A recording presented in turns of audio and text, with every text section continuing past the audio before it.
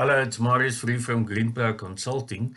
I posted a video about 2 days ago where I compared the Expert to the Victron, not in terms of, the two inverters to compare them to each other, but rather saying if you want to put in a backup system now and you see yourself migrating to an off-grid situation, what is the best choice to make now?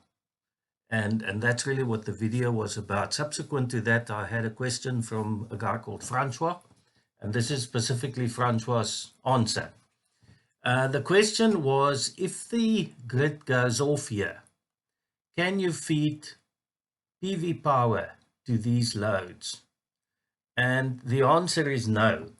And the reason is if you feed power out of the inverter while the grid is off, then you're going to feed power to the loads. And at the same time, you are going to feed power to the grid. Even if you block the amount of energy there or the amount of power at any point in time, you block it to zero, there's still going to be a voltage on there. And that is the reason why you have anti-islanding, is because you're not allowed to push a voltage onto the grid while the grid is off. It's an old story. The electrician outside your house is busy working on the power. They switch off the power from the substation, and then you go and you feed voltage onto the grid, and you're not allowed to do that.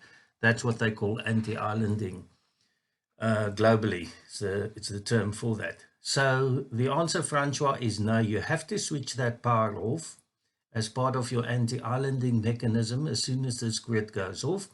And if you switch that power off, you're not assisting the loads. Of course, if the power is on here and you have a grid establisher, you can take power from the PV, goes right through the inverter down there, and you can feed any excess power that you have to the loads. This current sensor here will make sure, if you want to, that you don't feed power into the grid and that you're only feeding power to the loads. But yeah, sorry, originally I told you that the answer is yes, but no, the answer is you cannot do it.